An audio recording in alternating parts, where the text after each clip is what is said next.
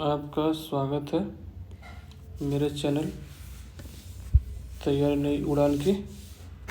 चूँकि अभी एग्ज़ाम में बहुत कम दिन बचे हुए हैं, तो हम लोग आज 8 क्वेश्चन का क्विक रिवीजन करेंगे सेकंड पेपर के लिए, जिसमें झारखंड का इतिहास से 8 प्रश्न आएंगे। मतलब टोटल 16 मार्क्स के। इसमें से शासन व्यवस्था, जनजातीय शासन व्यवस्था से 8 क्वेश्चन रहेंगे। इसमें से मुंडा शासन व्यवस्था से 1, नागवंशी से 1, पढ़ा पंचायत से 1, मांझी परगना से 1, मुंडा मानकी से 1 क्वेश्चन, ढोकलो सोहर शासन व्यवस्था से 1 क्वेश्चन और जातीय पंचायत शासन व्यवस्था से जो 2 क्वेश्चन। हम क्विक रिवीजन इस हाफ एन आवर में, एक बहुत अच्छी बुक है, मैंने इसका अध्ययन किया हुआ है, इसका क्विक रिवीजन करेंगे, जिससे कि आपको कम समय में इसमें लगभग हमारे पास जो है वह टोटल नंबर ऑफ क्वेश्चन जो मिलेंगे आपको वो 107 मिलेंगे। 107 क्वेश्चन, उसमें आप लगभग 8 क्वेश्चन आप सॉल्व कर सकते हैं। अधिकतर क्वेश्चन इसी से आने चाहिए। हम लोग स्टार्ट करते हैं। मुंडाओं का निवास स्थान निम्न में से किस क्षेत्र में है? तो मुंडाओं का जो निवास स्थान है वह ऑप्शन के हिसाब से रांची में भी है, सिंहभूम में भी है और हजारीबाग में। जैसा कि आपको पता है, रांची और हजारीबाग सटे हुए हैं और सिंहभूम भी आसपास ही है, तो आप ऐसे भी याद रख सकते हैं। इनका मुख्य जो निवास स्थान है वह रांची, सिंहभूम, हजारीबाग, पलामू तथा धनबाद में है। और मुंडाओं का जो आबादी है वह 12.29 लाख है, जो झारखंड के कुल जनजातीय परसेंट का 14.56% है। यहाँ आप ध्यान दीजिएगा, ये टोटल जो है ये कितने हैं? ये हैं 14.56%। ठीक है, अब आते हैं सेकंड। मुंडाओं की स्वशासन व्यवस्था में निम्न में से किस प्रकार के मामलों का निपटारा किया जाता है? तो आप मैं इसका सिर्फ आंसर पढ़ देता हूँ, आप इसकी व्याख्या जो है आराम से वीडियो को धीरे धीरे करके आप खुद से देख सकते हैं। तो मुंडाओं की स्वशासन व्यवस्था में निम्न में से किस प्रकार के मामलों का निपटारा किया जाता है? इसमें जो है सामाजिक, धार्मिक और आपराधिक तीनों प्रकार के मामलों के निपटारे इसमें होते हैं। मुंडा शासन व्यवस्था में जो गांव का प्रधान होता है वो क्या कहलाता है? मुंडा शासन व्यवस्था में जो गांव का जो प्रधान होता है वो मुंडा ही कहलाता है। गांव का प्रधान मुंडा कहलाता है। ध्यान देंगे, मुंडा से संबंधित निम्न कथनों में से कौन सा कथन सही नहीं है? तो इसमें से जो कथन सही है उसको देख लेते हैं। मुंडा गांव का प्रधान होता है, सही है। मुंडा गांव की बैठक की अध्यक्षता करता है, ये भी सही है। तो गलत इसको पढ़ते ही नहीं है। तो मुंडा शासन व्यवस्था में गांव की जो मालगुजारी मुंडा वसूलता है और कर्मचारी के माध्यम से कार्यालय में, अंचल कार्यालय में जमा करता है। अब आते हैं क्वेश्चन नंबर 5 में। मुंडा की शासन व्यवस्था में कई गांवों को, लगभग 12 से 20 गांवों को मिलाकर एक संगठन बनता है, जिसे क्या कहते हैं? जिसे पढ़ा कहते हैं। मुंडा शासन व्यवस्था में लगभग 12 से 20 गांवों का संगठन बनते से पढ़ा कहते हैं। और पढ़ा पंचायत व्यवस्था में 9 से 12 गाँव के संगठन को पढ़ा पंचायत कहते हैं। तो यहाँ एकदम माइन्यूट थोड़ा सा डिफरेंस है कि पढ़ा पंचायत शासन व्यवस्था जो होता है उसमें 9 से 12 है, और पढ़ा जो होता है उसमें 12 से 20 रहते हैं। तो 9 से 12 पढ़ा पंचायत और 12 से 20 पढ़ा, ओनली पढ़ा। ठीक है, अब आते हैं क्वेश्चन नंबर 6 में। अब इसमें जो है, और 12 से 20 गाँव के समूह को भी कुछ नाम दिया गया, इसके नाम को पीढ़ कहते हैं। और माझी शासन व्यवस्था में 15 से 20 गाँव के जो शासन व्यवस्था है उनमें से समूह को परगनेत कहते हैं। तो यहाँ पे आपको जो थोड़ा सा डिफरेंस है ये आपको जानना पड़ेगा। एकदम थोड़ा डिफरेंस है, इतना ही है। 12 से 15 से पीढ़ कहते हैं मुंडा मान की शासन व्यवस्था में। देखिए, मुंडा मान की शासन व्यवस्था में क्या कहते हैं? पीढ़ कहते हैं। आइए अब 6 में। मुंडा शासन व्यवस्था के बारे में निम्न में से कौन सा कथन असत्य है? हम लोग सिर्फ सत्य वाला पढ़ लेते हैं। पढ़ा के प्रधान को मानकी कहते हैं। तो मुंडा शासन व्यवस्था में पढ़ा है, पढ़ा किसको कहते हैं? पढ़ा जो है, जो 12 से 20 गाँव का संगठन होता है उसे पढ़ा कहते हैं। उसका जो प्रधान होता है उसको मानकी कहते हैं। करेक्ट। जिन मामलों को गांव के मुंडा द्वारा नहीं सुलझाया जा सकता, मतलब जो प्रधान के द्वारा नहीं सुलझाया जा सकता, उन मामलों को अन्य सहयोगियों के साथ पढ़ा राजा सुलझाता है और मुंडा बाहरी कार्यों या मामलों में गांव का प्रतिनिधित्व करता है। अब मैं इसकी थोड़ी व्याख्या करता हूँ क्योंकि इसमें बहुत माइन्यूट डिफरेंस है। कई गांवों को समूह को मिलाकर लगभग 12 से 20 एक पढ़ा बनता है। पढ़ा के प्रधान को पढ़ा राजा कहते हैं। कुछ मुंडा क्षेत्रों में पढ़ा राजा को मानकी भी कहा जाता है। बाकी सभी विकल्प इसमें सही है। मुंडा शासन व्यवस्था में कितने पढ़ों में एक राजा होता है, इसका मैं पहले बता चुका हूँ कि, लेकिन इसमें थोड़ा सा आंसर जो है वो हो रहा है 22। तो गांव के प्रधान को जो होता है वो क्या बोलते हैं, मुंडा शासन मतलब कितने पढ़ों में एक राजा होता है, तो गांव के प्रधान को मुंडा कहते हैं। 12 से 20 गांवों के समूह को पढ़ा बनता है और इसके प्रधान को पढ़ा राजा कहते हैं। और 22 पढ़ों के राजा को समूह के प्रधान को राजा कहा जाता है। 8 नंबर में आते हैं, मुंडा शासन व्यवस्था के बारे में निम्न कथनों में से कौन सा कथन सत्य है। तो इसमें सारे कथन सत्य में पढ़ देता हूँ। मुंडा गांव के विकास, सुरक्षा, झगड़ों के निपटारा और गांव के अन्य मामलों का फैसला करने में स्वतंत्र होता है। पढ़ा राजा गांव के मामलों में हस्तक्षेप नहीं करता है। पढ़ा राजा मुंडा के कहने पर ही गांव के मामलों में हस्तक्षेप करता है। ये सारे कथन इसमें सत्य। 9 नंबर में आते हैं, पढ़ा राजा के कामों के सहयोग के लिए एक डैश होता है जिसे सहायक भी कहा जाता है। तो पढ़ा राजा जो होता है ऊपर वाला, उसके कार्यों के सहयोग के लिए ठाकुर होता है जिसे सहायक भी कहा जाता है। तो इसका आंसर क्या हो जाएगा, सी हो जाएगा। अब आते हैं क्वेश्चन नंबर 10 में, दीवान निम्न में से किसका मंत्री होता है। ऑब्वियसली जब दीवान जो मंत्री बनेगा तो पढ़ा राजा का बनेगा। यहाँ पे ये एकदम सही, दीवान पढ़ा राजा का मंत्री होता है। दीवान 2 प्रकार के होते हैं, एक गढ़ दीवान और राज दीवान। अब आते हैं क्वेश्चन नंबर 11 में। 11 में है, सिपाही बरकंदाज निम्न में से किसके आदेश को गांव गांव तक पहुंचाता है। तो यहाँ आपको ये ध्यान देना पड़ेगा कि इसमें जो पूछ रहा है वो क्या पूछ रहा है कि सिपाही बरकंदाज जो है वो सिपाही बरकंदाज निम्न में से किसके आदेश को गांव गांव में नोटिस तामील करता है। तो ये दीवान का करता है। दीवान जो होता है क्या होता है, पढ़ा राजा का मंत्री होता है। और सिपाही जो होते हैं बरकंदाज, दीवान के आदेश को गांव गांव में नोटिस तामील करता है। तो दीवान पढ़ा राजा का मंत्री होता है और सिपाही जो होता है गांव गांव नोटिस को तालीम करता है। अब आते हैं क्वेश्चन नंबर 12 में, मुंडा शासन व्यवस्था में दरोगा का काम कौन सा होता है। मुंडा शासन व्यवस्था में जो दरोगा का जो काम होता है वो आपको शायद पता ही होगा। दरोगा काम मुंडा में क्या होता है, सभा में प्रवेश करने वाले व्यक्तियों की जांच पड़ताल करना, यह दरोगा का ही काम है। पांडे सभी प्रकार के कागज पत्रों को रखने की जिम्मेदारी लेता है। वह किसके आदेश पर नोटिस जारी करता है। तो ऑब्वियसली वो पढ़ा राजा के आदेश पर नोटिस जारी करेगा। तो पांडे जो क्या है वो कागज पत्र से रिलेटेड है। दीवान तो क्या है, मंत्री है। सिपाही क्या है, बरकंदाज है। और दरोगा क्या है, दरोगा जो होते हैं वो सभा में प्रवेश करने वाले व्यक्ति की जांच पड़ताल करते हैं। 14 नंबर, ये एक प्रकार के वकील के समान होते हैं और ये सभा में बहस करने का काम करते हैं। ये किसके बारे में कहा गया है, तो यह लाल के बारे में कहा गया है। यहाँ मैं बता देता हूँ, लाल जो होते हैं एक प्रकार के वकील होते हैं। लाल क्या होते हैं, एक प्रकार के वकील होते हैं। ये सभा में बहस करने का काम करते हैं। लाल 3 प्रकार के होते हैं, बड़ा लाल, मंझलाल, छोटे लाल, 3 तरह के लाल होते हैं। 15 में आते हैं, मुंडा शासन व्यवस्था में गांव के पर्व त्योहारों में पूजा पाठ कौन करता है। जिसके बिना कोई भी धार्मिक पर्व त्योहारों का पूजा पाठ नहीं होता है। यह कथन किसके बारे में कहा गया, तो पाहन है। तो जो धार्मिक प्रधान कौन होता है, पाहन होता है। पाहन मुंडा का सहायक होता है। मुंडा की अनुपस्थिति में जो पाहन ही गांव के सभी कार्यों को करता है। पांडे पढ़ा राजा के कागजों के पत्र की जिम्मेदारी मैं पहले ही बता चुका हूँ और ये राजा के आदेश पर नोटिस जारी करता है। और पुरोहित का काम है शुद्धिकरण का कार्य करना, पुरोहित का काम है। महतो मुंडा और महतो जो होता है किसका सहायक होता है, मुंडा और पाहन का। ठीक है, अब आते हैं क्वेश्चन नंबर 17 में। पुजारी पाहन इनमें से कौन पुजारी पाहन की सहायता करता है। तो महतो जो है वो पुजारी पाहन की सहायता करता है। महतो किसका सहायता करता है, महतो जो है वो पुजारी पाहन का सहायता करता है। मुंडा शासन व्यवस्था में शुद्धिकरण कार्य क्या है, मुंडा शासन व्यवस्था में शुद्धिकरण कार्य कौन करता है, तो पुरोहित ही करेंगे। 19 नंबर में आते हैं, मुंडा शासन व्यवस्था में घटवार के निम्नलिखित कार्यकलापों में कौन सही नहीं है। तो इसमें जो सही है वही बता देते हैं। घटवार दंड में मिले सामग्री को बांटता है। दंड की सामग्री या रुपये पैसे इन्हीं के जिम्मे रहते हैं, इतना ही है।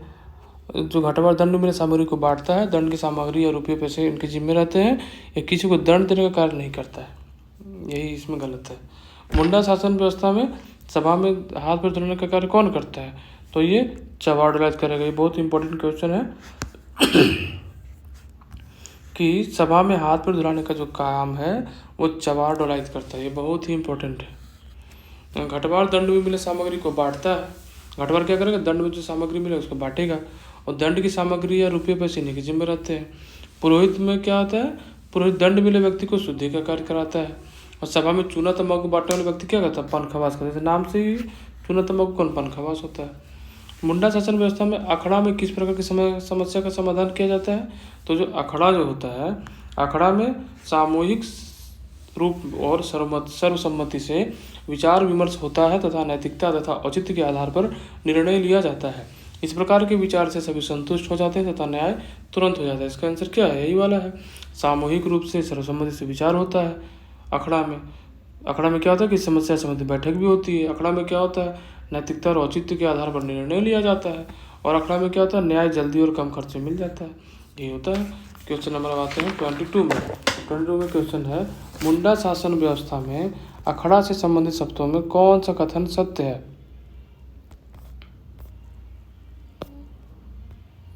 अखड़ा से संबंधित में कौन सा कथन सत्य है? तो इसमें सारे कथन सत्य मैं पढ़ देता हूँ। अखड़ा में किसी भी समस्या से संबंधित बैठक होती है, एकदम सही है। साधारणतया अखड़ा जो होता है वह गांव के बीच में स्थित होता है। अखड़ा पुराने पेड़ के नज़दीक होता है। इसमें सारे कथन सत्य है। अब आते हैं क्वेश्चन नंबर 23 में। मुंडा शासन व्यवस्था में विवाद निष्पादन की पारंपरिक विधि कौन सा है? विवाद निष्पादन की पारंपरिक विधि के संबंध में कौन सा कथन गलत है? अब जो सही है वही पढ़ते हैं। गांव का जो पीड़ित व्यक्ति सबसे पहले गांव के मुंडा को घटना की जानकारी देता है, तब मुंडा महतो को सूचित करता है। पहले मुंडा देन महतो की जानकारी लो और सभा बुलाओ, और फिर विचार विमर्श करने के बाद मुंडा अपने सहयोगी पाहन और महतो की सलाह से अपराध देखकर दंड दिया जाता है। यदि अपराध ज़्यादा गंभीर हो तो समाज से बहिष्कार किया जाता है। छोटे अपराध के लिए अर्थदंड भी दिया जाता है। ठीक है, इसका आंसर हो जाएगा पूरा का पूरा 23 का सी। यहाँ क्या है? गलत है। तो गलत में कौन सा है? सी है। यहाँ हमेशा अर्थदंड नहीं देते हैं, छोटे अपराध के लिए अर्थदंड दिया जाता है। 24 में आते हैं, मुंडा शासन व्यवस्था में विवाद निष्पादन की पारंपरिक विधि के संबंध में कौन सा कथन सत्य है? तो इसमें कौन सा कथन सत्य है? कोई मामला गांव स्तर में नहीं सुलझता है तब और आसपास के 2-3 गांव के मुंडा विवाद का निपटारा करने की कोशिश करते हैं। यह सही है। एक महीने होगा 2-3 मुंडा मिलकर इसको निपटारा करने की कोशिश करेंगे। गांव का जो मुंडा है वो क्या करता है? पढ़ा राजा को जानकारी देगा। मुंडा क्या करेगा? पढ़ा राजा को जानकारी देगा। पढ़ा राजा है जो मंत्री दीवान को मामले की जानकारी लाने का आदेश देते हैं। इसमें सारे सही है। अब आते हैं 25 में। मुंडाओं की शासन व्यवस्था से संबंधित कौन सा कथन में कौन सा कथन सत्य है? अब इसमें कौन सा कथन सत्य है? ये आप देखिए, इसमें कौन सा कथन सत्य है? इसमें सारे कथन सत्य हैं। तो पढ़ा सभा में यदि कोई विवाद का निपटारा नहीं होता है, कहाँ पे? पढ़ा सभा में, तो उसे 22 पढ़ा के राजा के सभा में निपटारा किया जाता है। तो मैक्सिमम कौन सा? 22 पढ़ा राजा के पास जाएगा, वो सुप्रीम अथॉरिटी इसमें है। 22 पढ़ा राजा के फैसले को मानना ही पड़ता है। और मुंडाओं में 22 पढ़ा सभा उच्चतम न्यायालय के समान, जैसे हमारे सुप्रीम कोर्ट होता है वैसे इसमें 22 राजा का पढ़ा का होता है। 26 में आते हैं, मुंडाओं की शासन व्यवस्था से संबंधित कथनों में कौन सा कथन सत्य नहीं है? अब इसमें से कौन सा कथन सत्य नहीं है? मैं पहले जो सत्य वही पढ़ देता हूँ। यदि कोई लड़का अपने ही किसी गोत्र की लड़की से बलात्कार करता है तो लड़के को कठोर दंड दिया जाता है, जिसे बिटलाहा कहा जाता है। सामाजिक तिरस्कार इसी का नाम है। विकास कार्यों के लिए छोटे छोटे विकास के काम श्रमदान द्वारा ही किए जाते हैं। मुंडा शासन व्यवस्था की बहुत बड़ी खूबी है ये।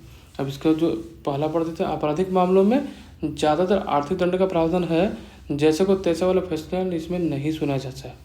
यही इसमें गड़बड़ है। अब आते हैं 27 नंबर में। मुंडाओं की शासन व्यवस्था में धार्मिक पर्व त्यौहार की तिथि निश्चित करने में निम्न में से किसकी मुख्य भूमिका रहती है? तो इसमें पुजारी पाहन की भूमिका मुख्य रहती है। मुंडाओं की शासन व्यवस्था में धार्मिक पर्व त्योहारों की तिथि निश्चित करने में पुजारी पाहन की भूमिका रहती है। हर एक गांव में एक पुजारी पाहन होता है जो गांव के पर्व त्योहारों की तिथि निश्चित करता है। तो यहाँ पूछ देगा कि पाहन में गांव के पर्व त्योहार की तिथि कौन निश्चित करता है? तो एक पुजारी पाहन होता है, वही पाहन करेगा। 28 में आते हैं, मुंडा शासन व्यवस्था में संपत्ति पर महिलाओं का अधिकार के संबंध में निम्नलिखित कथनों में कौन सा सत्य है।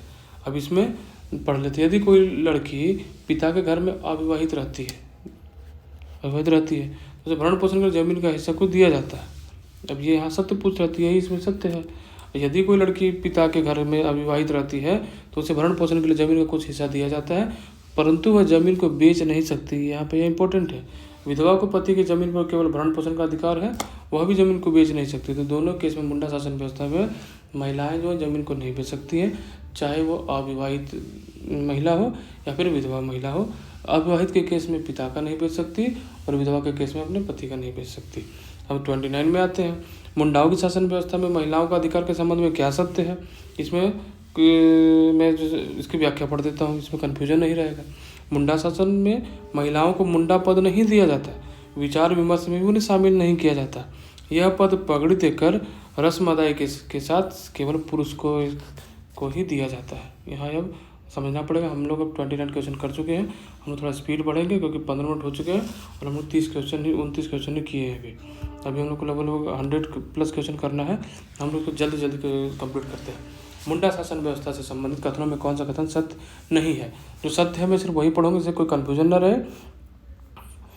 इसमें जो है आपको देखना पड़ेगा कि मुंडा शासन व्यवस्था में सभी पद वंश परंपरागत है। बाप के मरने के बाद बड़ा बेटा उसके पद का वारिस या हकदार होता है। यदि कोई व्यक्ति अयोग्य होता है तो उसी खानदान के किसी योग्य व्यक्ति को यह पद सौंपा जाता है। पदाधिकारियों को कहीं कहीं जीविका के लिए भी जमीन दी जाती है। तो यहाँ पे यही आपका हो जाएगा। अब आते हैं पढ़ा शासन व्यवस्था में। पढ़ा पंचायत शासन व्यवस्था में। पढ़ा पंचायत शासन व्यवस्था निम्न में से किस जनजाति में पाई जाती है। तो ये किसमें पाई जाती है, उरांव में जो है पढ़ा शासन व्यवस्था पाई जाती है, उरांव जनजाति में। 32 नंबर में आते हैं। उरांव जनजाति की एक शासन व्यवस्था पढ़ा शासन व्यवस्था कितने स्तरों पर कार्य करती है, या 2 स्तरों पर कार्य करती है। तो उरांव जनजाति की जो पढ़ा पंचायत शासन व्यवस्था है, पढ़ा शासन जो है वो 2 स्तरों पर कार्य करती है। एक तो गाँव पंचायत और दूसरा पढ़ा पंचायत। पढ़ा पंचायत शासन व्यवस्था के संबंध में निम्न कथनों में से कौन सा कथन सत्य है। गांव पंचायत का प्रमुख महत्व होता है। वहाँ पे कौन तो मुंडा थे, यहाँ पे क्या है, उरांव में महत्व है। महत्व का पद वंशानुगत होता है और यह ज्येष्ठता के सिद्धांत पर कार्य करता है। ये तीनों करेक्ट है। अब 34 में आते हैं। पढ़ा पंचायत शासन व्यवस्था में महत्व के अपने जीविका के लिए जमीन दिया जाता है। महत्व के लिए क्या है, महत्व कौन था यहाँ पे, गाँव पंचायत का प्रमुख था, उसको जीविका के लिए जमीन दिया जाता है। उसे निम्न में से किस नाम से जाना जाता है, इसे जाना जाता है महतवी खेत के नाम से। क्योंकि महत्व है तो महतवी खेत हो जाएगा। और यह खेत उत्तराधिकार के आधार पर भी मिलता है। पढ़ा पंचायत शासन व्यवस्था में निम्न में से कौन गांव का पुजारी होता है। इसमें तो आपको कोई डाउट ही नहीं होना चाहिए। इसका करेक्ट आंसर पाहन है, क्योंकि वहाँ भी धार्मिक प्रधान पाहन था, यहाँ भी पाहन ही है। पाहन गाँव का पुजारी होता है और उसका कार्यकाल 3 वर्षों का होता है। यहाँ ध्यान देना है, यहाँ पाहन का जो कार्यकाल वो 3 वर्ष का होगा। 3 वर्ष की समाप्ति के बाद सरहुल के दिन नए पाहन का चयन होता है। तो यहाँ पर इंपॉर्टेंट पूछेगा कि उरांव जो होता है, उरांव जनजाति में जो पाहन जो होते हैं उनका कार्यकाल कितने साल का होता है, 3 साल। और वो चुने कब जाते हैं, उनका चयन कब होता है, तो सरहुल के दिन जो नए पाहन का चयन होता है। ठीक है। अब आते हैं पढ़ा शासन व्यवस्था में भंडारी का कार्य क्या होता है 37 में। तो इसका जो करेक्ट आंसर संदेशवाहक का। तो भंडारी नाम से लग रहा है कि भंडार करने वाला, परंतु ये भंडार नहीं है, संदेशवाहक है ये। पढ़ा पंचायत शासन व्यवस्था में भंडारी संदेशवाहक का होता है। उरांव में क्या हो गया, उरांव में जो है वो हो गया संदेशवाहक का। कौन, भंडारी। भंडारी क्या है, संदेशवाहक। पढ़ा शासन व्यवस्था में भंडारी संदेशवाहक होता है। तथा जिस गांव में राजा का भंडार होता था उस गांव के प्रभारी भी भंडारी होता था। उसे जीविका के लिए जमीन दिया जाता था, उसे भंडारगिरी खेत कहा जाता था। अब आते 36 जो छूट गया था। पढ़ा पंचायत शासन व्यवस्था में गांव के पुजारी मतलब पाहन का कार्यकाल कितने वर्षों का होता है, ये 3 वर्षों के ऊपर ही बता चुके हैं। अब 38 में आ जाइए। भंडारी को जीविका के लिए जमीन दिया जाता है, जिसे भंडारगिरी खेत कहा जाता है। यह निम्न की शासन व्यवस्था का प्रारूप है। तो यहाँ हम लोगों ने पढ़ लिया पढ़ा पंचायत शासन का है। पढ़ा पंचायत किसका है, पढ़ा पंचायत उरांव का है। भंडारी शासन व्यवस्था में भंडारी पढ़ा पंचायत शासन व्यवस्था का प्रारूप है। भंडारी संदेशवाहक होता है, परंतु जिस गांव के राजा का भंडार होता था उसका प्रभारी भंडारी होता था, उसे एक जमीन भी दिया जाती थी, जिसे भंडारगिरी खेत कहा जाता था। पढ़ा शासन व्यवस्था में कितने गाँवों को पढ़ा पंचायत होता है, जैसे यहाँ पे था ना गाँव स्तर पर, और इसमें पढ़ा पंचायत स्तर पर। तो अब यहाँ पूछ रहा है कि कितने गाँव को मिलाकर पढ़ा पंचायत व्यवस्था कितने ग्रामों को मिलाकर एक पढ़ा पंचायत बनेगा। तो ये 9 से 12 गाँव होगा। 9 से 12 गाँव। उरांव पढ़ा 9 से 12। पढ़ा पंचायत 9 से 12 गाँव का समूह होता है, जिसका प्रमुख पढ़ा राजा होता है। पढ़ा राजा पढ़ा का प्रधान होता है एवं पंचायतों की बैठकों का अध्यक्षता करता है। कौन करेगा अध्यक्षता? अध्यक्षता कौन करेगा? पढ़ा राजा का प्रधान वही पढ़ा राजा करेगा। अब 40 में आते हैं, पढ़ा राजा का सहायक कौन होता है? तो पढ़ा राजा का सहायक कौन होगा? दीवान होगा। यहाँ पर यह बात ध्यान देना है। पढ़ा राजा कितना होता है? 9 से 12 का समूह होता है पढ़ा पंचायत। पढ़ा राजा का जो सहायक होता है वो दीवान होता है, और मंत्री जो होता है पढ़ा राजा का परामर्शी होता है। और कोटवार जो होता है कौन होता है? कोटवार संदेशवाहक होता है। संदेश को पहुँचाएगा कौन? भंडारी। संदेश को पहुँचाएगा कौन? संदेशवाहक कौन होगा? भंडारी। परंतु राजा कोटवार जो पढ़ा राजा का होता है, तो वहाँ पे क्या था? पढ़ा पंचायत का भंडारी का उसमें था, और ये यहाँ पे क्या है? कोटवार पढ़ा राजा का संदेशवाहक होता है। तो थोड़ा कन्फ्यूजन रहेगा, इसको अब दूर कर ले। पढ़ा शासन व्यवस्था में संदेशवाहक का कार्य कौन करता है? पढ़ा शासन व्यवस्था में संदेशवाहक का कार्य कौन करेगा? अभी हम लोग पढ़े ऊपर, कोटवार ही होना चाहिए इसका आंसर। इसका आंसर देख लेता हूँ, इसका आंसर कोटवार है। ठीक है, तो हम लोगों ने यहाँ इसको कर लिया। अब आते हैं हम लोग क्वेश्चन नंबर 42 में। अब थोड़ा सा फास्ट चल रहे हम लोग तो अच्छा है, इसमें हम लोग बहुत जल्द इसको कंप्लीट करेंगे। अब थोड़ा सा धैर्य बनाए रखें। 8 क्वेश्चन का सवाल है, टोटल 16 मार्क्स देंगे ये। आते 42 में। पढ़ा शासन व्यवस्था में पढ़ा पंचायत स्तर पर बैठकों के लिए खाने और पीने की व्यवस्था कौन करता है? तो ये पनभरा करेगा। जब बैठेंगे तो पानी मिलेगा ना जी, तो वही जो पानी मिलेगा ये सिर्फ याद करने का तरीका है। पढ़ा पंचायत में क्या होगा? बैठकों में बैठ के खाने पीने के लिए पनभरा, नाम ही से लग रहा है। 43 में आते हैं। पढ़ा पंचायत शासन व्यवस्था में निम्न में से कौन अपीलीय न्यायालय की तरह कार्य करता है? तो ये पढ़ा पंचायत होगा, कि उसके ऊपर वाला पोर्शन है, ये गांव से ऊपर। रांची जिले का जो मुड़मा मेला किस पंचायत का प्रभाव होने का सबसे बड़ा उदाहरण है? तो यह सबसे इम्पोर्टेंट क्वेश्चन है। रांची का मुड़मा मेला जो होता है वो किसका है? पढ़ा पंचायत का। पढ़ा पंचायत मेले और त्योहारों का आयोजन कर जनजातीय लोगों में एकता एवं भाईचारा का संचार करता है। रांची जिले का जो मुड़मा मेला पढ़ा पंचायत के प्रभावी होने का सबसे बड़ा उदाहरण है। ठीक है, 45 में आते हैं। 45 में क्या है?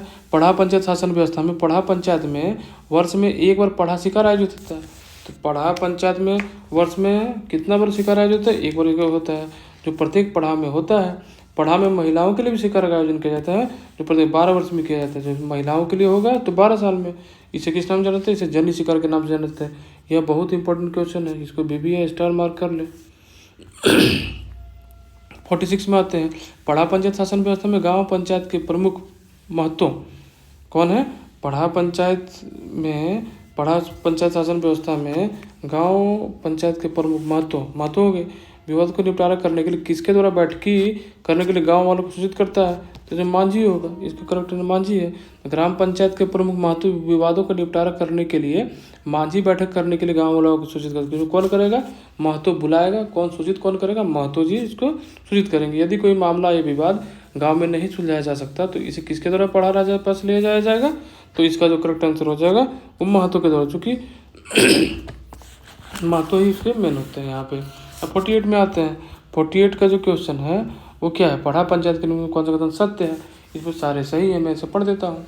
गंभीर अपराध या हत्या के मामलों में हत्या जैसे गंभीर मामलों को गांव में नहीं सुलझाया जाता है। यदि कोई जमीन जायदाद का विवाद ग्राम सभा में निपटारा नहीं हो सकता तो ऐसे मामलों को गाँव के महतों द्वारा पढ़ा राजा के पास बढ़ाया जाता है। किसके? महत्व के द्वारा। धार्मिक पर्व त्योहारों में त्योहार में महत्व द्वारा ही सबसे पहले कर्मा वृक्ष गाड़ा जाता है। तो ये पूछेगा कि किसके द्वारा, अगर जो कर्मा का जो वृक्ष है, कर्मा का जो वृक्ष गाड़ा जाता है किसके द्वारा? वो महत्व के द्वारा गाड़ा जाएगा। बात है मुंडा मान की शासन व्यवस्था, बहुत इंपॉर्टेंट है। मुंडा मान की शासन व्यवस्था झारखंड में कहाँ पर रहेगा? सिमडेगा में रहेगा ऑप्शन के हिसाब से। मुंडा मान की शासन व्यवस्था कहाँ का है मैं और बता देता हूँ। मुख्यतः या पश्चिमी और पूर्वी सिंहभूम एरिया में, सरायकेला खरसावां आदि जिलों में प्रचलित है। मुंडा मान की शासन व्यवस्था किस जनजाति में पाई जाती है? तो ये हो में हो जाएगी। मुंडा मान की किस में है? हो में है। मुंडा स्वशासन व्यवस्था निम्नलिखित कथनों में से सही कथनों की पहचान करें। इसमें सारे कथन सही है, मैं पढ़ दे रहा हूँ। मुंडा शासन व्यवस्था में गांव के प्रधान को मुंडा कहेंगे। ठीक है, करेक्ट है। पीढ़ के प्रधान को मानकी कहते हैं। तो मुंडा हो गए गाँव के प्रधान, मानकी हो गए पीढ़ के प्रधान। मुंडा मानकी हो गए, मुंडा गाँव का और पीढ़ का हो गया मानकी। और कई गाँव को मिलाकर पीढ़ का निर्माण होता है। तो पीढ़ के निर्माण में क्या बोलेंगे? मानकी। यहाँ पे मानकी का पोस्ट प्रधान से थोड़ा ऊपर लग रहा है, मुंडा से ऊपर, यहाँ ध्यान देंगे, सिर्फ याद करने का प्रैक्टिस हो सकता है। आप इस बाकी अध्ययन करेंगे, आप समझदार हैं। मानकी मुंडा शासन व्यवस्था के संबंध में निम्न कथनों में कौन सा कथन असत्य है? इसमें जो असत्य है मैं उसे नहीं पढ़ता हूँ, ये इसमें असत्य है और मैं इसको करेक्ट एक्सप्लेनेशन दे देता हूँ। मानकी का पद वंशानुगत नहीं होता, सही है, लेकिन नज़दीकी मर्द वारिस यदि लायक हो तो उसे वारिसों का बहाल पूरा होने का पूरा हक होगा। लेकिन अगर मानकी बर्खास्त किया जाए तो उसके वारिसों का कोई हक नहीं है। बाकी सारे कथन सत्य है, ये कथन गलत है, लेकिन सारे कथन सत्य है। मानकी अपनी पीढ़ के प्रति उत्तरदायी होता है। मानकी जहाँ भी आएगा पीढ़ नाम आएगा। यदि कोई मुंडा अपने क्षेत्र का निश्चित अवधि पर लगान जमा नहीं करता तो मुंडा के साथ साथ ही मानकी भी उत्तरदायी होगा, मतलब दोनों ही अकाउंटेबल है इसमें। अब 53 में आते हैं। 53 का जो है क्वेश्चन नंबर क्या है? 53 मुंडा मानकी शासन व्यवस्था में वसूली राजस्व में मानकी को कितने प्रतिशत कमीशन पाने का हक होगा?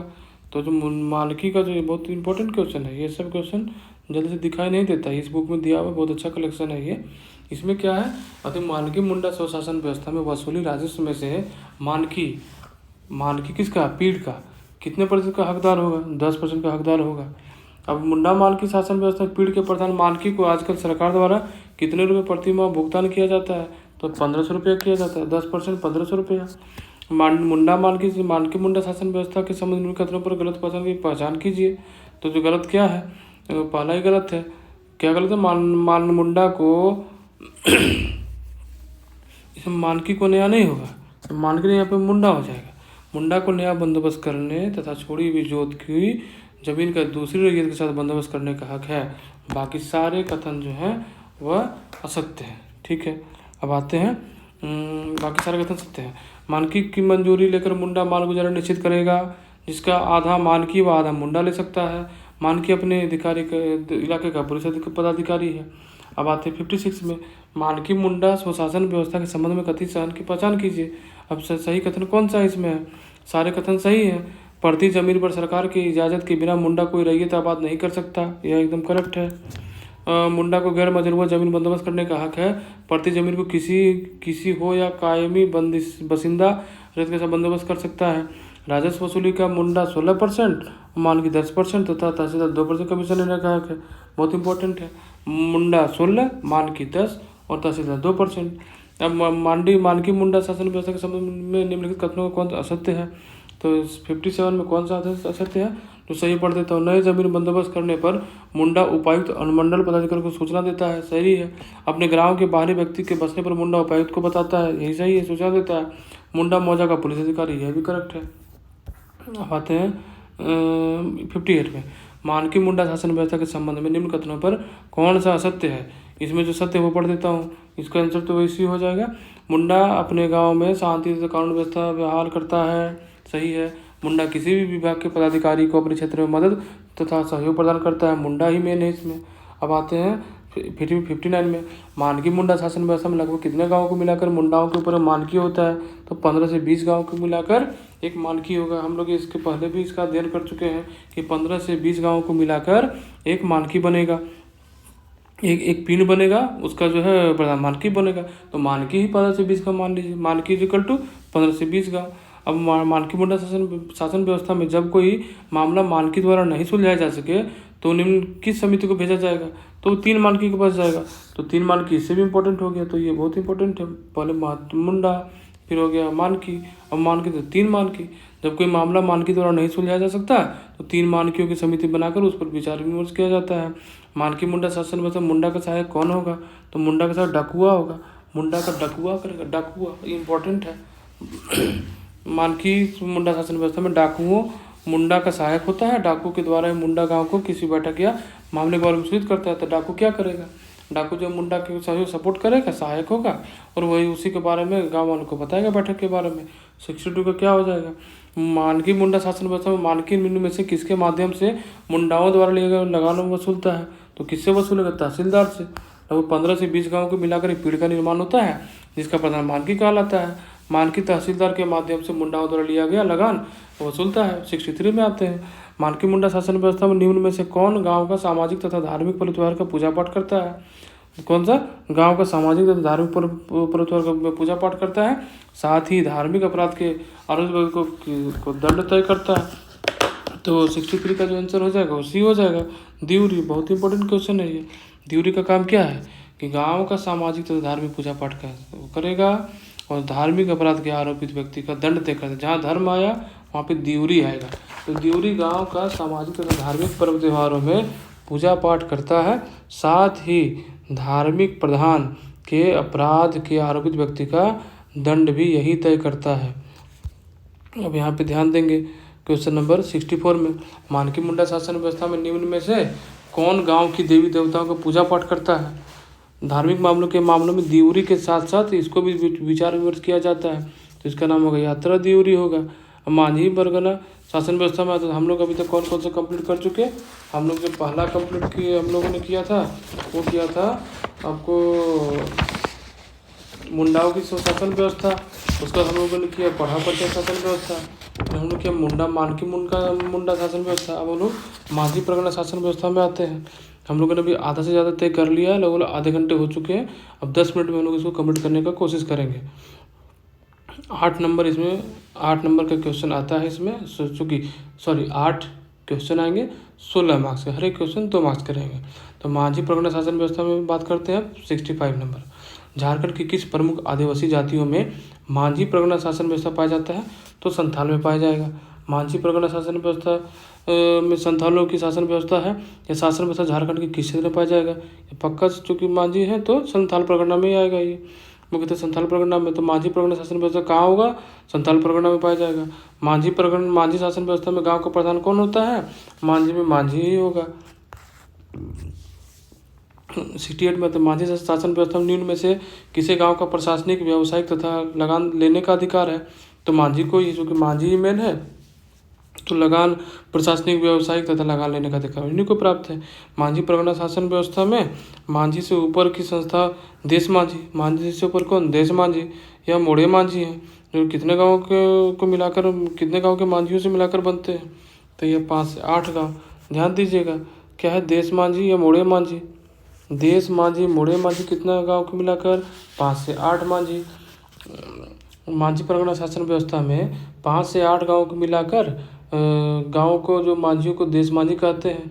अब देश मांझी कहते हैं यदि किसी मामले का फैसला मांझी नहीं कर सकता तो उस मामले को मांझी द्वारा देश मांझी के पास लाया जाता है। यह इंपॉर्टेंट है।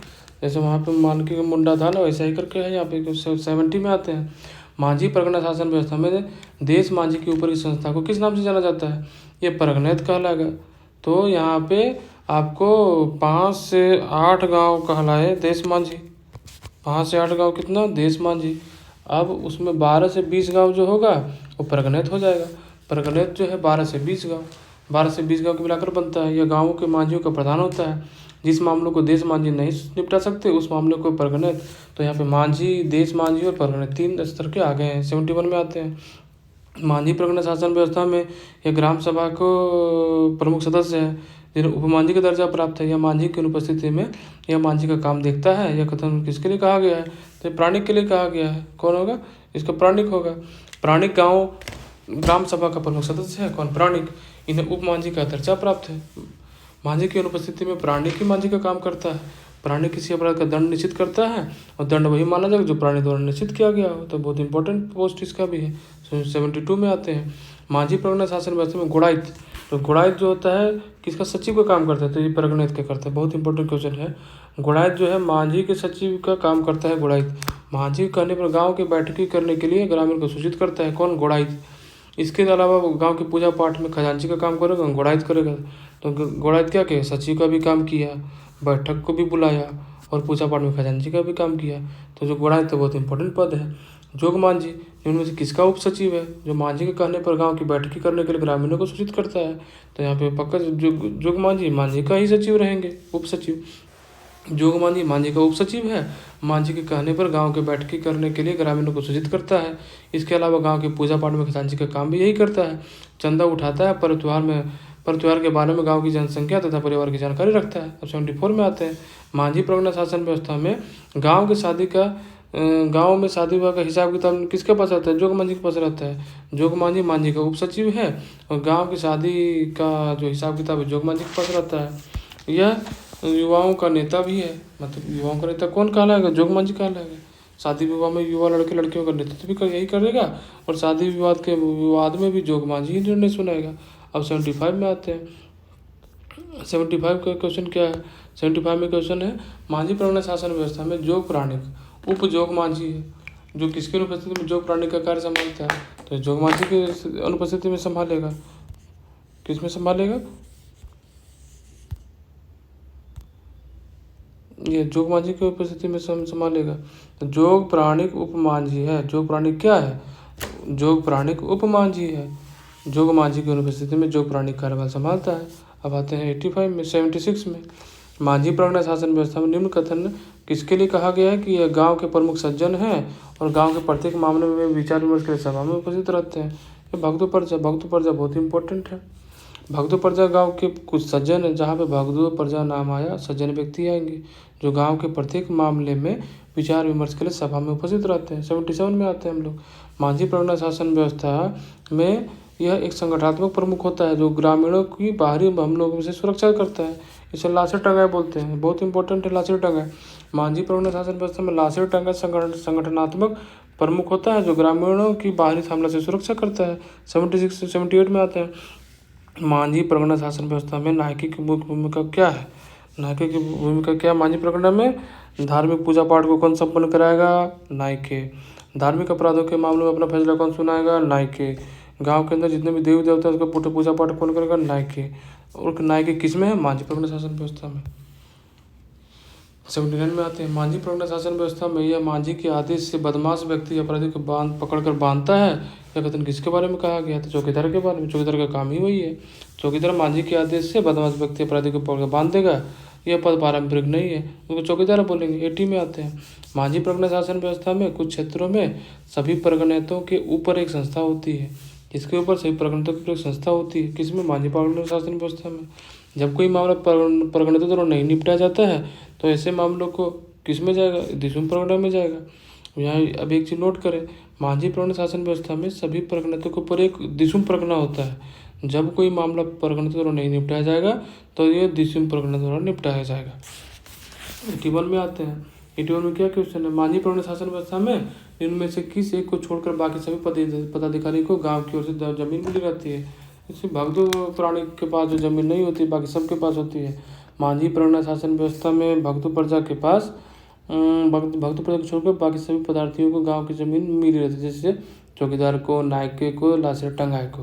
तो आप एक मुझे जल्दी से बताइए, लाशर टंगाई में क्या होगा? लाशर टंगाई का मतलब क्या है? जो मांझी परगना शासन व्यवस्था में संगठनात्मक प्रमुख होता है जो ग्रामीण को बाहरी हमलों जो सुरक्षा देगा वो लाशर टंगवाई देगा। लाशर टंगवाई इसलिए इंपॉर्टेंट है। 82 में आता है, मांझी परगना शासन व्यवस्था से संबंधित निम्न कथनों में से कौन सा कथन सत्य है? तो एक जो है इसमें जो सत्य वही पढ़ देता हूँ। बिटलाहा एक प्रकार का सामाजिक बहिष्कार है और यह तब होता है जब व्यक्ति अवैध संबंध का दोषी पाया जाता है तथा जब दंड देने का दूसरा और कोई विकल्प नहीं रह जाता तब परगनेत की अध्यक्षता में लोग किसी परिवार को बिटलाहा करते हैं। किसकी अध्यक्षता में? परगनेत की अध्यक्षता में।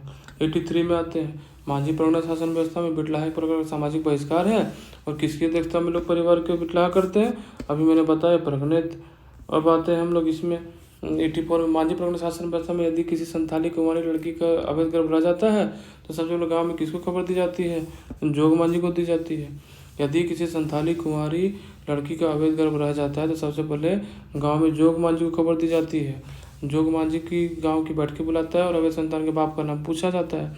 जब किसी वह लड़के का नाम लेती है शादी गाँव से प्रमाणित हो जाता है तो वह लड़का उस लड़की को सौंप दिया जाता है। 85 में आते हैं, मांझी परगना शासन व्यवस्था में मांझी और परगनेत के बीच रिश्ता से संबंधित कथनों में कौन सा कथन सत्य है?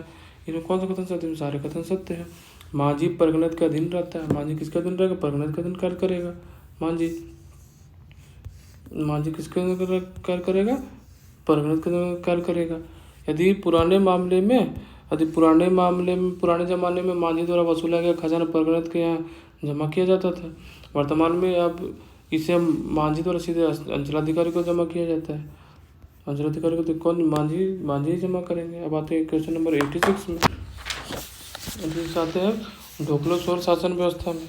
ढोकलो-शोर शासन व्यवस्था, ढोकलो-शोर शासन व्यवस्था किस जनजाति की पारंपरिक व्यवस्था है? तो इसे सबको पता है, अभी तक हम लोगों ने इसे पता कर ही लिया है। ये किसका है? यह है खड़िया का। तो ढोकलो-शोर किसका हो गया? खड़िया का हो गया। किसका? खड़िया का। चलता क्यों नहीं भाई?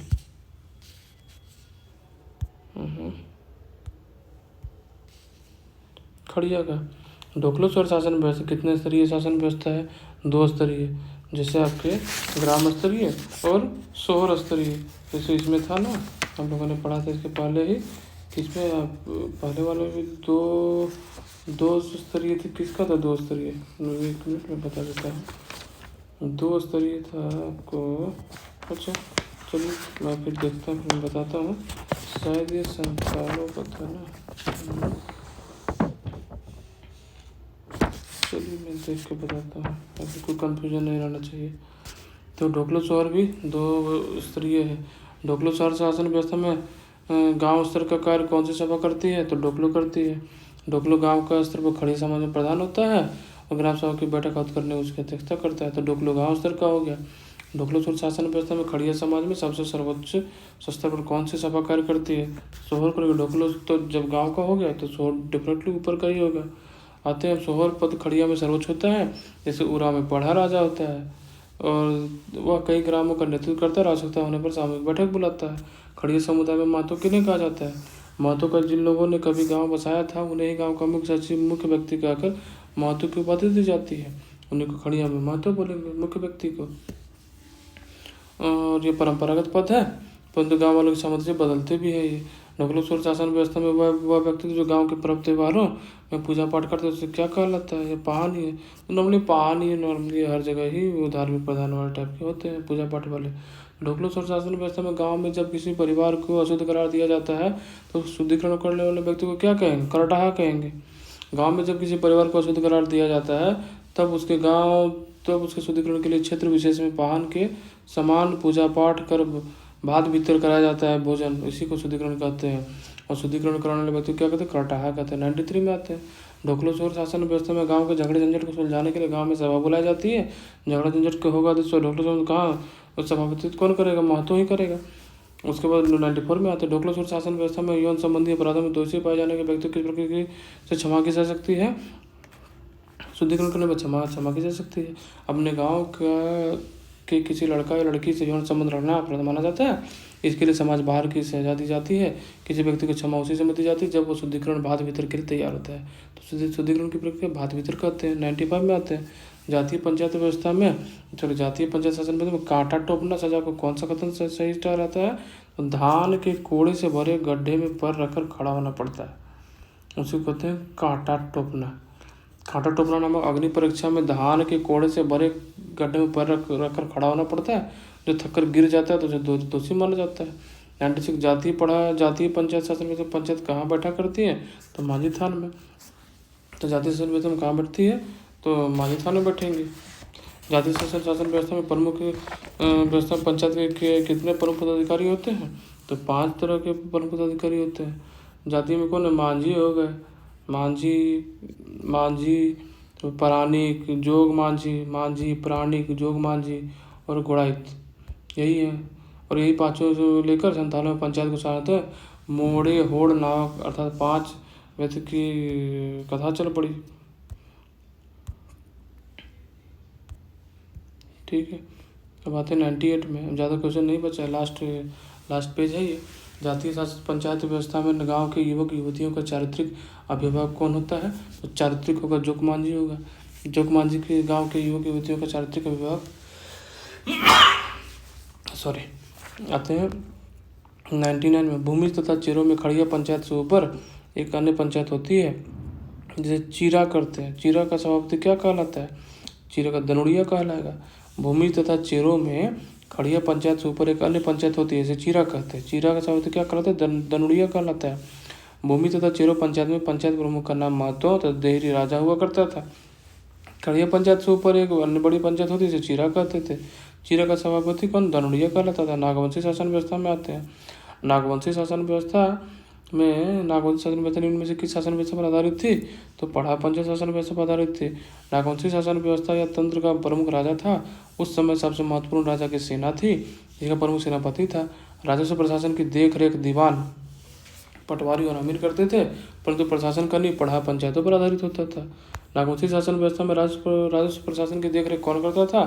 तो बस पटवारी, अमीर, दीवान सारे करते थे। नागवंशी शासन का प्रमुख निम्नलिखित में कौन है? तो इनमें से कोई नहीं, तो इसका आंसर है, तो इसका कौन हो जाएगा? छोटा नागपुर के नागवंशी परंपरागत शासन व्यवस्था के साथ सामंजस्य बनाकर कार्य करते थे। प्रथम पायदान पर पढ़ा होता था। एक पढ़ा में 15 से 20 गाँव, कभी कभी 25 गाँव भी होते थे। इसमें क्या होगा, नागवंशी में पढ़ा में 15 से 20 या 25 भी गाँव होते हैं। सभी पढ़ा का झंडा भी होता था, सभी पढ़ा का एक झंडा होता था। पढ़ा के प्रमुख मानकी कहलाते थे। पढ़ा के प्रमुख क्या कहलाएंगे? मानकी। फणिमुकुट राय, सुतियांबे के सभी मानकी और मुंडा द्वारा मानकी चुना गया था। ठीक है, अब क्वेश्चन नंबर हम लोग आते हैं 103 में। नागवंशी शासन व्यवस्था में मंदिरों के रखरखाव के निम्नलिखित में किस प्रकार की भूमि दी जाती थी? तो दिए जाएंगे ब्रह्मोत्तर, देवोत्तर और वृत्त, सारे दिए जाएंगे। नागवंशी शासन व्यवस्था में मंदिरों के रखरखाव के लिए ब्रह्मोत्तर, देवोत्तर एवं वृत्त जैसे श्रेणी की भूमि दी जाने लगी थी। 104 में आते हैं, नागवंशी शासन व्यवस्था से संबंधित कौन सा कथन सत्य है? सारे कथन सत्य हैं। नागवंशी राजा परंपरागत शासन व्यवस्था के साथ सामंजस्य बनाकर कार्य करते थे। प्रथम पायदान पर पढ़ाव होता था, सभी पढ़ा का एक अलग अलग झंडा भी होता था, यह भी करेक्ट है। 105 में आते हैं, नागवंशी शासन व्यवस्था में पढ़ा को किस नाम से जाना गया? तो पढ़ा को पट्टी के नाम से जाना गया।